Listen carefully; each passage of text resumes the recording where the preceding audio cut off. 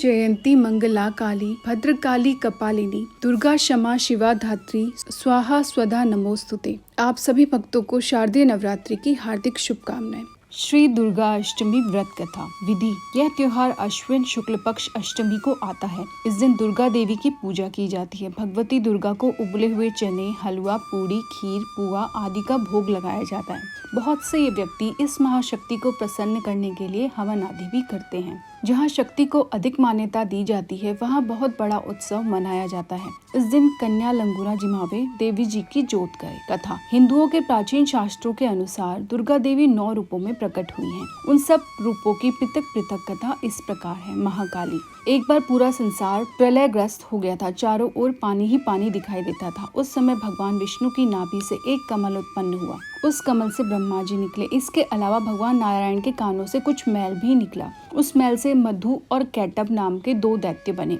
जब इन दैत्यों ने चारों ओर देखा तो ब्रह्मा जी के अलावा उन्हें कुछ भी नहीं दिखाई दिया। ब्रह्मा जी को देखकर वे दैत्य उनको मारने दौड़े। तब भयभीत होकर ब्रह्मा जी ने विष्णु भगवान की स्तुति की। स्तुति से विष्णु भगवान की आंखों में जो महामाया योग निद्रा के रूप में निवास करती थी वह लोप हो गई और विष्णु भगवान की नींद खुल गई। उनके जागते ही वे दोनों दैत्य भगवान विष्णु से लड़ने लगे। इस प्रकार 5000 वर्ष युद्ध चलता रहा। अंत में भगवान के लिए महामाया ने असुरों की बुद्धि को बदल दिया। तब वे असुर विष्णु भगवान से बोले, हम आपके युद्ध से प्रसन्न हैं, जो चाहो वर मांग लो। भगवान ने मौका पाया और कहने लगे, यदि हमें वर देना है तो यह वर दो कि दैत्यों का नाश हो। दैत्यों ने कहा, ऐसा ही होगा। ऐसा कहते ही महाबली दैत्यों का नाश हो गया। जिसने असुरों की बुद्धि को बदला था वह महाकाली थी। महालक्ष्मी। एक समय महिषासुर नाम का एक दैत्य हुआ। उसने समस्त राजाओं को हराकर पृथ्वी और पाताल पर अपना अधिकार जमा लिया। जब वह देवताओं से युद्ध करने लगा तो देवता भी उससे युद्ध में हार कर भागने लगे। भागते भागते वे भगवान विष्णु के पास पहुंचे और उस दैत्य से बचने के लिए स्तुति करने लगे।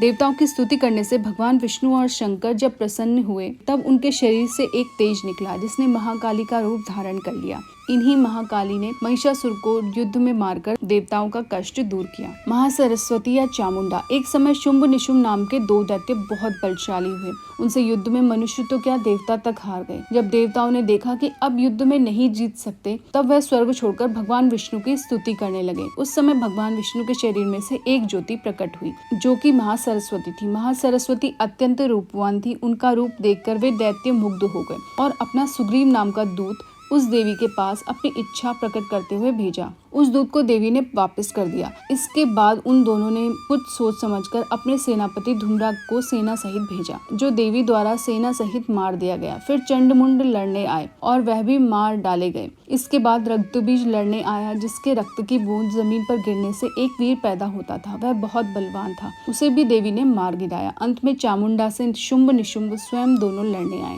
और देवी के हाथों में मारे गए। सभी देवता दैत्यों की मृत्यु के बाद बहुत खुश हुए और अपना अपना कार्य करने लगे। योग माया। जब कंस ने वसुदेव देवकी के 6 पुत्रों का वध कर दिया था और 7वें गर्भ में शेषनाग बलराम जी आए, जो रोहिणी के गर्भ में प्रवेश होकर प्रकट हुए, तब 8वां जन्म कृष्ण जी का हुआ। साथ ही साथ गोकुल में यशोदा जी के गर्भ में योग माया का जन्म हुआ, जो वसुदेव जी के द्वारा कृष्ण के बदले मथुरा में लाई गई थी। जब कंस ने कन्या स्वरूपा उस योग माया को मारने के लिए पटकना चाहा कि वह हाथ से छूट गई और आकाश में जाकर देवी का रूप धारण कर लिया। आगे चलकर इसी योग माया ने कृष्ण के साथ योग विद्या और महाविद्या बनकर कंस, चाणूर आदि शक्तिशाली असुरों का संहार करवाया। रक्तदंतिका। एक बार वैपचिति नाम के असुर ने बहुत से कुकर्म करके पृथ्वी को व्याकुल कर दिया। प्रार्थना पर उस समय देवी दुर्गा ने रक्तदंतिका नाम से अवतार लिया और वैपचिति आदि असुरों का मान मर्दन कर डाला। यह देवी असुरों को मारकर उनका रक्तपान किया करती थी। इसी कारण से इनका नाम रक्तदंतिका विख्यात हुआ। शाकुंभरी।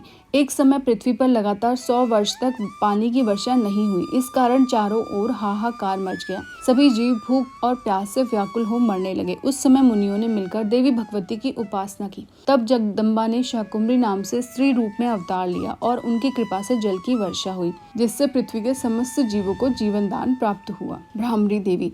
एक बार अत्याचारी अरुण नाम का एक असुर पैदा हुआ। उसने स्वर्ग में जाकर उपद्रव करना शुरू कर दिया। देवताओं की पत्नियों का सतीत्व नष्ट करने करने की कुचेष्टा करने लगा। अपने सतीत्व की रक्षा के लिए देव पत्नियों ने भौरों का रूप धारण कर लिया और दुर्गा देवी की प्रार्थना करने लगी। देव पत्नियों को दुखी जानकर माता दुर्गा ने भ्रामरी का रूप धारण करके उस असुर को मार डाला और देव पत्नियों की रक्षा की। चंडिका। एक बार पृथ्वी पर चंडमुंड नाम के 2 राक्षस पैदा हुए। वे दोनों इतने बलवान थे कि संसार में अपना राज्य फैला लिया और स्वर्ग के देवताओं को हराकर वहां भी अपना अधिकार जमा लिया। इस प्रकार देवता बहुत दुखी हुए और देवी की स्तुति करने लगे। जब देवी चंडिका के रूप में अवतरित हुई और चंडमुंड नामक राक्षसों को मारकर संसार का दुख दूर किया। देवताओं का गया हुआ स्वर्ग पुनः उन्हें दिया।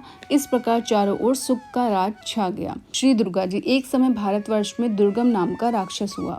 उसके डर से पृथ्वी ही नहीं स्वर्ग और पाताल में निवास करने वाले लोग भयभीत रहते थे। ऐसी विपत्ति के समय में भगवान की शक्ति ने दुर्गा या दुर्गसेनी के नाम से अवतार लिया और दुर्गम राक्षस को मारकर ब्राह्मणों और हरि भक्तों की रक्षा की। दुर्गम राक्षस को मारने के कारण ही तीनों लोकों में इनका नाम दुर्गा देवी प्रसिद्ध हो गया। जय मानव दुर्गे। क्षमा याचना परमेश्वरी, मेरे द्वारा रात दिन सहस्त्रों अपराध होते हैं। यह मेरा दास है, ऐसा समझकर मेरे उन अपराधों को तुम कृपा पूर्वक क्षमा करो। परमेश्वरी, मैं आवाहन नहीं जानता, विसर्जन करना नहीं जानता तथा पूजा करने का ढंग भी नहीं जानता, क्षमा करो। देवी सुरेश्वरी, मैंने जो मंत्रहीन, क्रियाहीन और भक्तिहीन पूजन किया है वह सब आपकी कृपा से पूर्ण हो। जगदम्बिके, मैं अपराधी हूँ किंतु तुम्हारी शरण में आया हूँ। इस समय दया का पात्र हूँ, जैसा चाहो करो। देवी परमेश्वरी, अज्ञान से, भूल से अथवा बुद्धि भ्रांत होने के कारण मैंने जो न्यूनता या अधिकता कर दी हो वह सब क्षमा करो और प्रसन्न हो। सच्चिदानंद स्वरूपा परमेश्वरी, जगत माता कामेश्वरी, तुम प्रेम पूर्वक मेरी यह पूजा स्वीकार करो और मुझ पर प्रसन्न रहो। श्री दुर्गार्पणमस्तु। जय मानव दुर्गे।